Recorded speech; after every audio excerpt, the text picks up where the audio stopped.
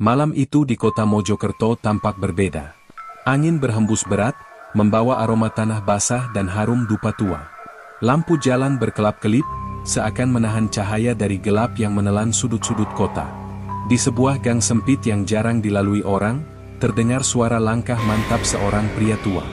Itulah Gunawan Cahyo Adi, atau yang akrab dipanggil Pak Gan, lelaki berusia 56 tahun dengan wajah teduh namun penuh wibawa. Pak Gan berjalan menuju rumahnya yang sederhana, namun malam itu rumah itu tampak berubah. Lilin-lilin hitam berjajar rapi, membentuk pola lingkaran di lantai tanah. Di tengah lingkaran, terdapat sebuah altar kecil bertumpuk kitab-kitab kuno, jimat-jimat berornamen naga dan harimau, serta sebilah keris tua yang berkilau samar. Udara di sekelilingnya bergetar lembut, seakan menyambut kedatangannya. Dengan tenang, Pak Gan menyalakan 13 lilin merah. Asapnya naik perlahan, membentuk pusaran yang berputar seperti ular naga yang menari di udara. Ia menutup mata dan menundukkan kepala, kemudian mengangkat tangan, menggumamkan mantra kuno yang hanya terdengar seperti desiran angin bagi telinga manusia biasa. Kata-kata itu membawa energi tak kasat mata, merembes ke dalam dinding rumah, hingga seakan rumah itu hidup. Bayangan bergerak, suara langkah samar terdengar di koridor kosong, dan daun di luar jendela bergetar meski tak ada angin. Pak Gan membuka matanya, dan seketika aura di sekelilingnya berubah. Mata putih lilin menyala, namun cahaya yang keluar tidak biasa, memantulkan warna merah dan biru kehitaman, membentuk pusaran energi yang melayang di atas altar. Pak Gan mengangkat kerisnya dan memercikkan sedikit minyak suci ke lilin-lilin itu. Api lilin menari liar, memuntahkan cahaya yang menembus dinding rumah, menciptakan bayangan menyeramkan yang bergerak sendiri. Ritual itu bukan sekadar simbol. Dengan setiap bisikan mantra, Pak Gan memanggil roh-roh penjaga kota Mojokerto. Sosok-sosok bayangan muncul di udara, samar tapi jelas bagi siapapun yang memiliki mata batin. Manusia berwajah tua dengan jubah compang-camping, menunduk pada Pak Gan, menunggu perintahnya. Ia menatap mereka tajam. Yang layak harus naik, yang lalim harus mundur, ucap Pak Gan pelan, namun suaranya bergema seperti gema ribuan gunung. Angin malam menjawab, menggoyangkan pohon-pohon, menyapu debu ke udara, membentuk pusaran yang seakan menari mengikuti irama kata-katanya. Kemudian ia menulis nama seorang pria biasa, Rianto, di atas kertas kuno, tinta yang menghitam sendiri menyerap cahaya lilin. Pak Gan menempelkan kertas itu di dada altar, menutup mata, dan mengucapkan mantra yang lebih panjang, lebih berat, suaranya bergelombang hingga menembus lorong-lorong kota. Di luar rumah, langit yang sebelumnya gelap mulai retak. Kilat samar menari di awan, tapi tidak ada hujan. Bayangan manusia di ganggang sempit seakan menunduk, tak berani mendekat. Dan di kejauhan, beberapa tokoh politik kota berjalan tanpa sadar menuju jalan yang akan mengubah takdir mereka. Sesuatu yang tak kasat mata sedang menggerakkan mereka. Pak Gan membuka matanya perlahan. Keringat menetes di pelipisnya, namun matanya bersinar, menembus kegelapan malam. Ia tahu, malam itu adalah awal dari perjalanan yang akan menentukan siapa yang berhak memimpin, siapa yang jatuh, dan siapa yang akan menjadi pion di panggung kota Mojokerto. Dan di atas altar, api lilin merah menari liar, bayangan bergerak seperti roh-roh yang menunggu perintahnya. Pak Gan tersenyum tipis. Ia bukan hanya seorang alim. Ia adalah penjaga keseimbangan, seorang sakti yang menatap masa depan melalui bayangan dan bisikan gaib, menjaga kota ini dari ambisi gelap yang bisa menghancurkannya. Malam itu, kota Mojokerto tidak lagi sama. Keesokan harinya, setelah ritual malam sebelumnya, Pak Gan duduk di beranda rumahnya sambil memandang kota yang mulai tenggelam dalam kabut tipis pagi. Matanya yang tajam menatap jauh ke arah kantor dewan. Ia tahu, untuk mengangkat seorang pria biasa seperti Rianto ke posisi ketua dewan, bukan sekadar soal niat baik, politik kota penuh intrik, dan dunia gaib tak pernah diam. Rianto sendiri belum menyadari bahwa takdirnya telah disentuh kekuatan yang tak kasat mata. Saat ia melangkah ke kantor dewan untuk rapat pertamanya, setiap orang yang biasanya menolak berbicara dengannya tiba-tiba tersenyum ramah. Kursi-kursi kosong seakan menunggu kehadirannya, dan dokumen penting secara misterius muncul di mejanya. Pak Gan mengamati dari jauh. Ia menutup mata, mengangkat tangan ke langit, dan bisikannya menembus dinding. Ikutlah pada jalan yang benar, biarkan mereka melihat kebenaran. Di saat yang sama, bayangan gelap mulai muncul di lorong-lorong kantor dewan, roh-roh yang selama ini menebarkan intrik dan ambisi kotor. Pak Gan menggerakkan energi gaibnya. Bayangan itu tersedot ke dalam lingkaran tak terlihat di udara, terdengar raungan seperti rantai yang ditarik, hingga mereka tak bisa lagi memengaruhi pikiran para anggota dewan. Namun tidak semua berjalan mulus. Dari sisi lain, seorang tokoh senior bernama Hendra, yang diam-diam mengamati Rianto, mulai merasakan ketidakberesan. Ia melihat bayangan samar menempel pada Rianto, dan suara bisikan tak jelas terdengar di telinganya. Ketakutan membuatnya mencoba memecah konsentrasi Rianto, memancingnya untuk salah langkah. Disinilah Pak Gan turun tangan. Malam itu, ia mendatangi rumah Rianto tanpa diketahui siapapun. Di ruang tamu yang diterangi lilin, Pak Gan meletakkan sebilah keris kecil di atas meja dan membacakan mantra dengan suara rendah, namun bergetar menembus lantai rumah. Jangan gentar pada mereka yang berkuasa dengan tipu daya, ingat, kekuatan yang kau bawa adalah amanah. Rianto merasakan gelombang energi mengalir dari lantai ke tubuhnya, membuat jantungnya berdebar. Ia melihat sekilas bayangan hitam bergerak di sudut ruangan, seakan roh-roh yang ditugaskan Pak Gan menjaga setiap langkahnya. Keesokan harinya, di rapat pleno dewan, keajaiban gaib mulai terlihat nyata. Setiap kata Rianto terdengar penuh wibawa, pandangan mata anggota dewan tak bisa lepas darinya. Ketika Hendra mencoba memotong pembicaraan, mikrofon tiba-tiba mati, lalu menyala kembali ketika Rianto berbicara. Kursi yang sebelumnya kosong kini diisi oleh pendukung yang tiba-tiba muncul tanpa penjelasan. Pak Gan menyaksikan dari jauh, senyum tipis di wajahnya. Ia tahu, pekerjaan besarnya belum selesai. Dunia politik adalah medan perang, dan meski kekuatan gaib bisa membantu Rianto, bahaya selalu mengintai. Setiap langkah yang diambil Rianto harus hati-hati, karena kekuatan yang membawanya ke puncak bisa berubah menjadi bumerang jika disalahgunakan. Di malam yang sama, Pak Gan kembali melakukan ritual penguatan. Ia menyalakan lilin hitam di sekeliling rumah, membaca mantra sambil memanggil roh-roh penjaga kota, memastikan energi kota selaras dengan niat baiknya. Cahaya lilin menari liar, bayangan memanjang di dinding rumah, dan sesekali terdengar bisikan samar. Yang layak harus naik, yang lalim harus mundur. Rianto, meski manusia biasa, kini mulai berjalan di jalur yang telah ditentukan Pak Gan, jalur menuju kursi ketua dewan, namun dibayang-bayangi oleh misteri, bayangan gaib, dan intrik yang tak terlihat. Kemenangan Rianto di rapat pleno awal hanyalah permulaan. Di balik senyum dan ucapan selamat, tersimpan mata-mata yang haus kekuasaan. Hendra, rival politik yang ambisius, mulai bergerak. Ia merasa ada sesuatu yang tidak wajar dalam keberhasilan Rianto.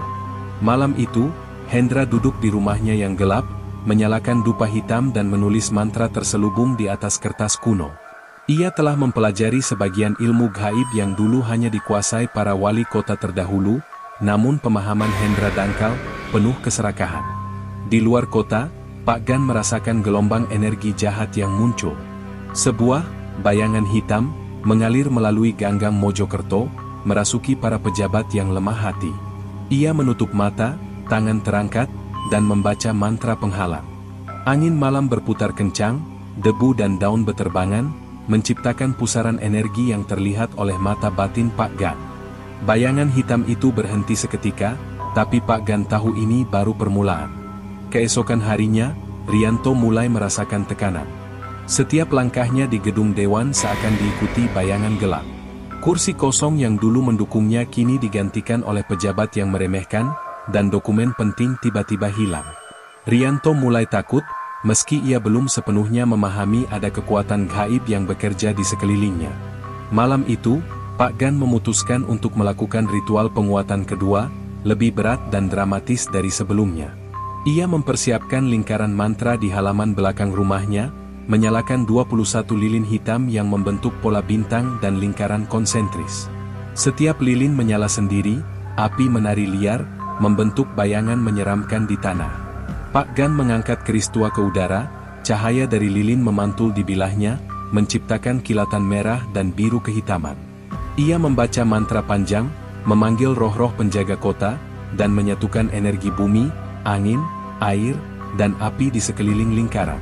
Suara raungan gaib terdengar dari tanah, diiringi gemerisik angin yang tidak berasal dari alam. Di tengah ritual, bayangan Hendra menyeruak melalui lorong gaib yang hanya bisa ditembus dengan niat gelap. Pak Gan menatapnya, matanya bersinar biru gelap. Ia mengayunkan kerisnya, menciptakan dinding energi yang menahan bayangan itu. Suara benturan gaib terdengar, seperti ribuan rantai menabrak tembok, dan tanah bergetar di bawah kaki Pak Gan. Kau ingin merusak keseimbangan kota ini, Hendra? Tidak akan kubiarkan, teriak Pak Gan, suaranya bergema hingga lorong-lorong sempit Mojokerto. Bayangan Hendra terpental, tapi tidak hilang. Ia memisahkan sebagian energi gelapnya, mencoba menyerang Rianto langsung. Di saat itulah Rianto, yang sebelumnya manusia biasa, merasakan dorongan energi yang belum pernah ia rasakan.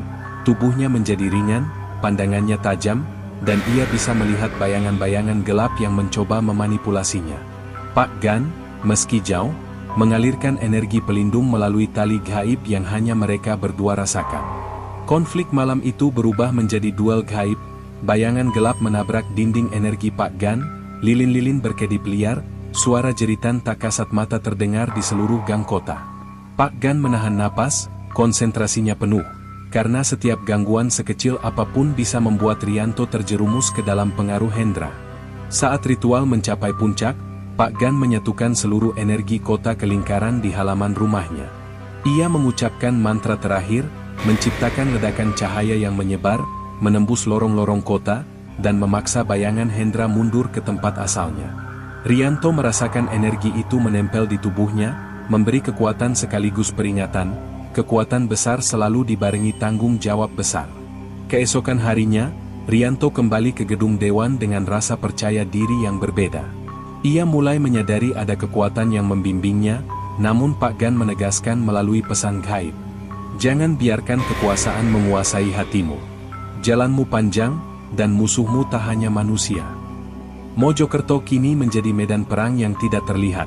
Politik dan gaib saling bertaut, dan Pak Gan berada di tengah, memastikan keseimbangan tetap terjaga.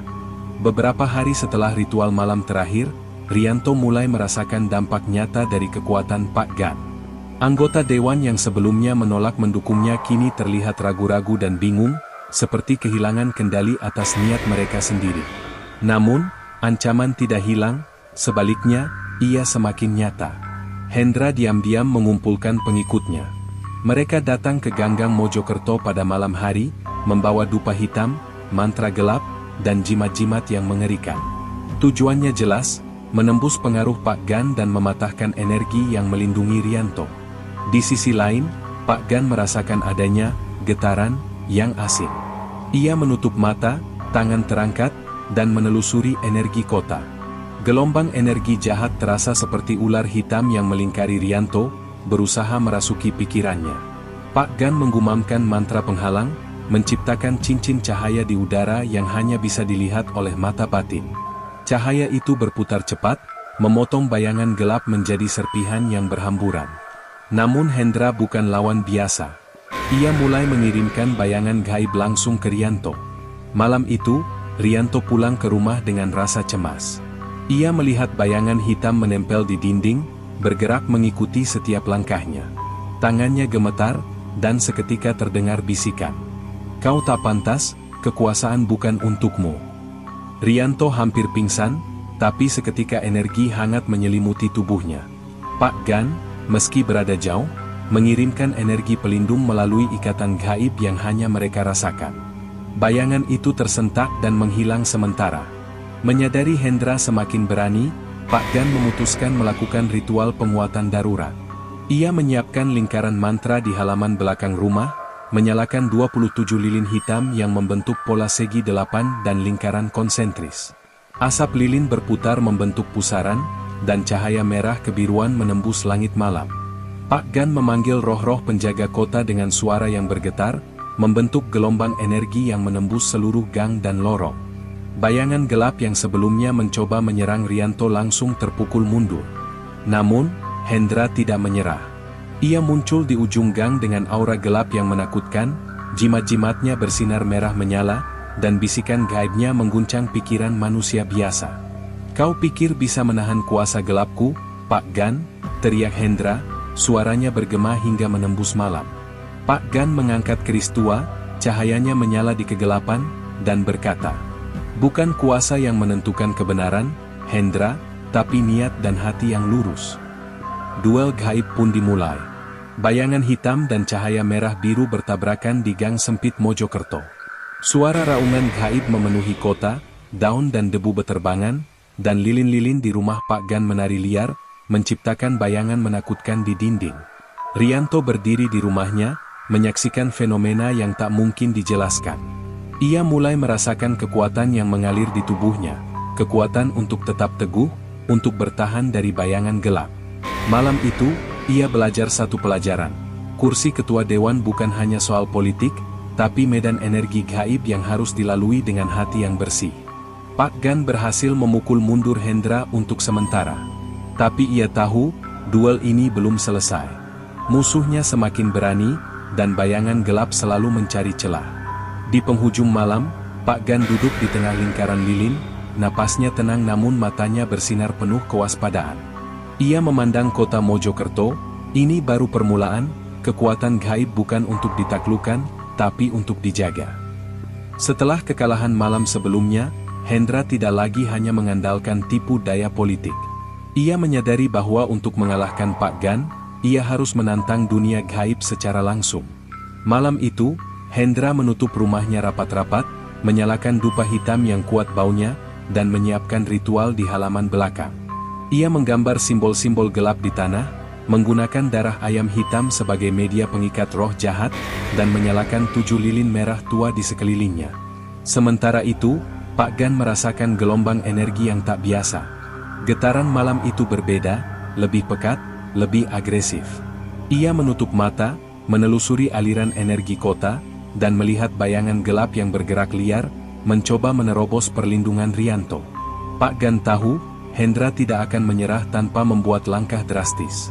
Ia bersiap melakukan ritual perlindungan tertinggi, ritual yang hanya bisa dilakukan saat malam bulan purnama penuh dan energi kota berada pada puncaknya. Di halaman rumah Pak Gan, lilin-lilin hitam menyala, membentuk lingkaran raksasa. Ia menuliskan mantra kuno di tanah menggunakan arang suci, lalu meletakkan keris tua di tengah lingkaran. Angin malam berputar, daun-daun beterbangan, dan bayangan dari lilin menari liar di dinding rumah. Pak Gan mengangkat kerisnya, mengucapkan mantra dengan suara berat, dan energi dari bumi, udara, air, dan api bersatu di sekelilingnya. Gelombang cahaya merah kebiruan menyebar ke segala arah, seolah melindungi kota dari serangan gaib. Di sisi lain, Hendra memanggil roh-roh gelap, memerintahkan mereka menyerang Pak Gan. Bayangan-bayangan itu muncul seperti kabut hitam yang menelan ganggang Mojokerto. Setiap langkah mereka meninggalkan jejak dingin dan suara bisikan menyeramkan yang mengguncang pikiran manusia biasa. Duel gaib pun dimulai. Pak Gan dan Hendra berhadapan di medan energi yang hanya bisa dilihat oleh mereka dan roh-roh penjaga kota. Bayangan hitam dan cahaya merah biru bertabrakan, menciptakan ledakan energi yang menggetarkan tanah. Suara raungan gaib memenuhi malam, daun dan debu beterbangan, dan lilin-lilin menari liar, memproyeksikan bayangan menyeramkan di seluruh lingkungan. Hendra mencoba menembus lingkaran perlindungan Pak Gan, tapi keris Pak Gan menyala dan menciptakan dinding energi tak terlihat. Pak Gan memusatkan seluruh konsentrasi, menarik energi kota dan menyatu dengan roh-roh penjaga. Dengan satu ayunan keris, ia memecah bayangan gelap Hendra menjadi serpihan tak berdaya. Namun, Hendra tidak menyerah. Ia mengeluarkan mantra paling berbahaya, mencoba mengikat Pak Gan dengan energi kegelapan yang bisa menyeret siapa saja ke alam gaibnya. Seketika, seluruh halaman bergetar, lilin-lilin padam, dan bayangan menyeramkan menari di sekeliling mereka. Rianto, yang menyaksikan dari rumahnya, merasakan tubuhnya berat, seakan energi gelap menempel padanya. Pak Gan, dengan napas teratur dan fokus penuh, mengirimkan energi pelindung melalui tali gaib ke Rianto.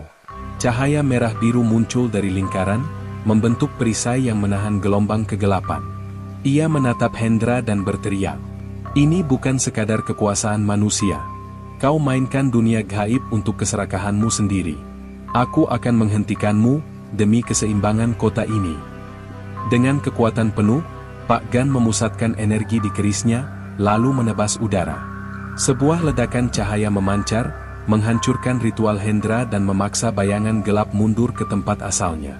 Hendra tersungkur, tubuhnya gemetar, dan jimat-jimatnya pecah menjadi debu hitam yang beterbangan. Malam itu, kota Mojokerto tetap aman, untuk sementara. Pak Gan menatap langit malam, wajahnya tenang namun matanya bersinar waspada. Ia tahu Hendra tidak akan berhenti begitu saja. Musuh ini telah menyentuh dunia gaib dengan niat gelap, dan konsekuensinya bisa menghancurkan siapa saja yang tidak siap. Rianto, yang menyaksikan duel itu dari jauh, kini memahami satu hal, kursi ketua dewan bukan hanya soal politik, tapi medan energi gaib yang harus dijalani dengan hati bersih, keteguhan, dan bimbingan seorang wali sakti seperti Pak Gan. Di malam yang hening, lilin-lilin di rumah Pak Gan menyala kembali, bayangan penjaga kota bergerak di sudut-sudut, dan suara mantra lirih terdengar menenangkan kota. Kota Mojokerto mungkin aman untuk saat ini, tapi bayangan kegelapan selalu mengintai. Dan Pak Gan tahu, pertarungan sebenarnya baru akan dimulai, beberapa minggu setelah duel gaib malam bulan purnama. Rianto duduk di kursi ketua dewan dengan wibawa yang perlahan diterima masyarakat dan anggota dewan. Namun, keberhasilan itu menimbulkan kecemburuan, terutama dari Hendra yang kini merencanakan langkah balasan lebih licik dan berbahaya. Hendra memanfaatkan jaringan politik gelap dan pengaruh gaib yang tersisa. Ia menyusup ke gedung dewan pada malam hari, menebarkan mantra kecil yang merusak konsentrasi anggota dewan, memunculkan keretakan dan perselisihan internal. Beberapa anggota dewan mulai saling curiga, tidak menyadari ada kekuatan gaib yang bekerja di balik layar. Pak Gan, meski jauh, merasakan energi gelap itu melalui indera gaibnya. Malam itu, ia menyalakan ritual penguat energi kota di rumahnya, menyalakan 33 lilin hitam membentuk lingkaran raksasa dengan pola bintang 8. Aroma dupa hitam dan kayu gaharu memenuhi udara, menciptakan pusaran cahaya merah biru di halaman rumah. Bayangan roh penjaga kota muncul, menunduk pada Pak Gan sambil menunggu perintahnya. Pak Gan tahu, kali ini Hendra tidak hanya mengandalkan mantra biasa. Ia menggunakan ritual balasan gaib yang bisa menyeret Rianto ke alam gelap jika tidak segera ditangkap. Dengan keris tua di tangan, Pak Gan mengalirkan energi pelindung ke seluruh gedung dewan. Gelombang energi itu tampak seperti cahaya samar yang melingkari kota, menahan bayangan gelap agar tidak memasuki ruang rapat. Di gedung dewan, Rianto mulai merasakan tekanan mental yang aneh. Ia melihat bayangan hitam melayang di dinding, dan beberapa dokumen tiba-tiba hilang. Saat ia hendak mengambil keputusan penting, bayangan Hendra muncul di sisinya, berbisik. "Kau bukan pemimpin yang layak, kursimu akan runtuh." Rianto hampir panik, namun seketika energi Pak Gan menyelimuti dirinya. Bayangan itu tersentak dan mundur, meninggalkan jejak kabut hitam yang segera lenyap.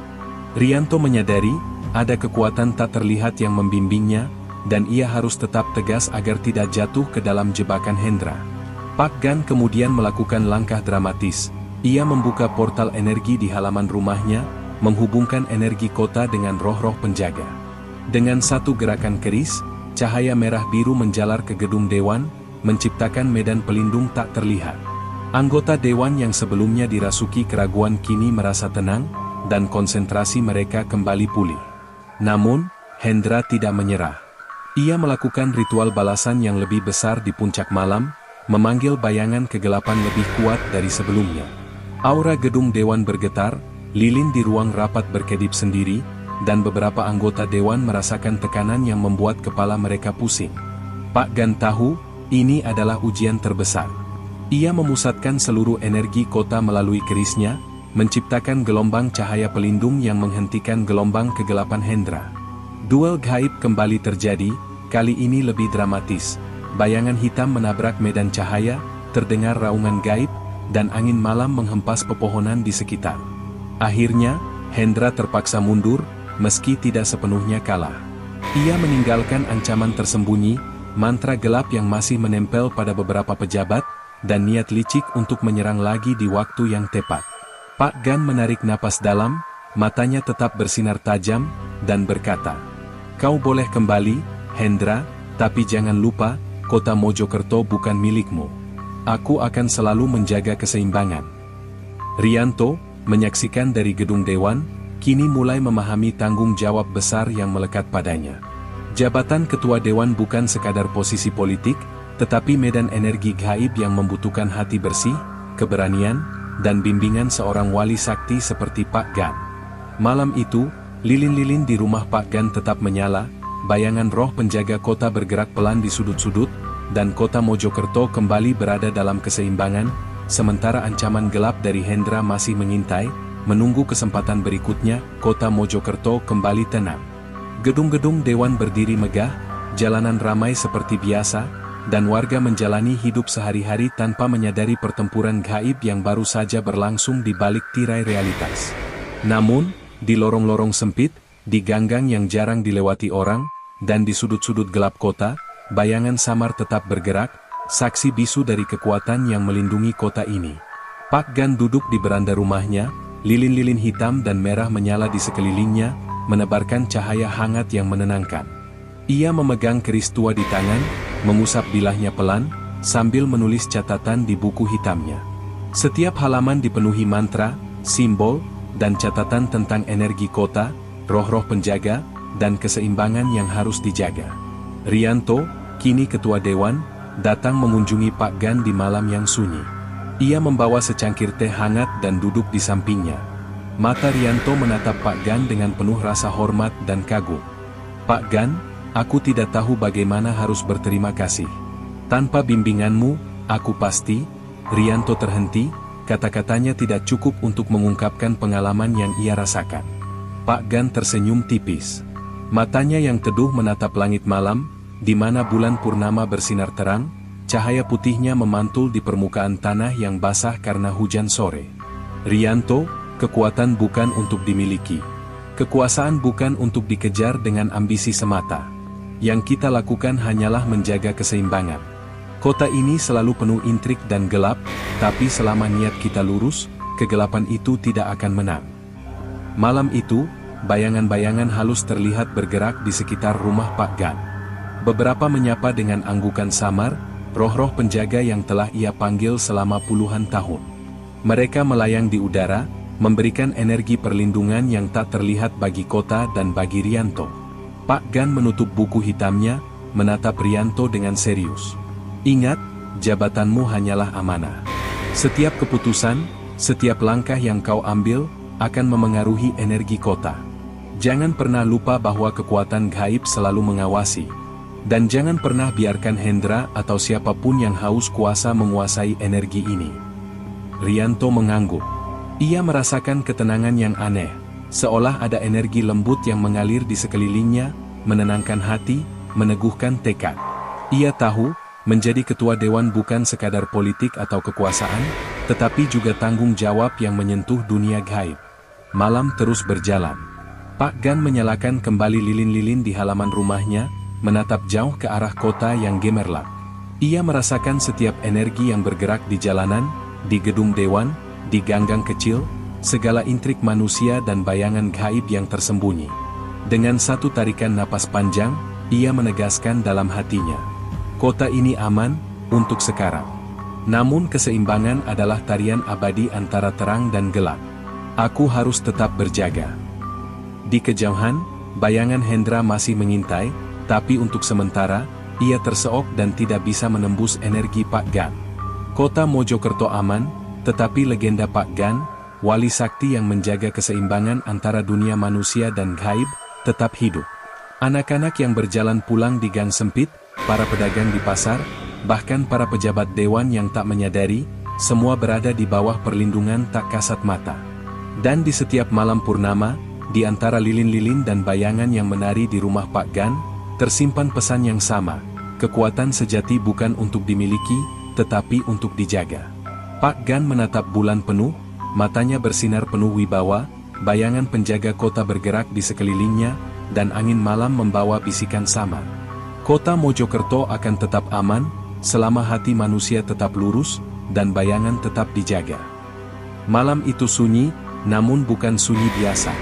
Sunyi yang penuh energi, Sunyi yang menegaskan bahwa kota Mojokerto selalu memiliki seorang penjaga gaib, seorang wali sakti bernama Pak Gan, yang bahkan dalam kesederhanaannya, mampu mengendalikan takdir manusia dan menjaga keseimbangan dunia yang tak terlihat.